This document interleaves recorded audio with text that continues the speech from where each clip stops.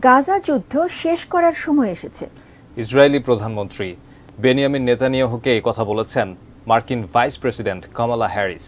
এক প্রতিবেদনে বিবিসি জানায়, গাজা ইস্যুতে মার্কিন প্রেসিডেন্ট জো বাইডেনের চেয়েও কঠোর মনোভাব নিয়ে কথা বলেন কামালা।